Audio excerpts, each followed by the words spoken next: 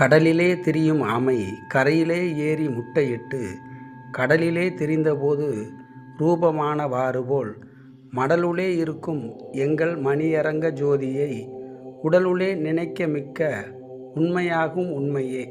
கடலில் வாழும் ஆமை கடலில் முட்டையிடுவதில்லை, கரையில் வந்து மணலில் தான் முட்டையிடும்.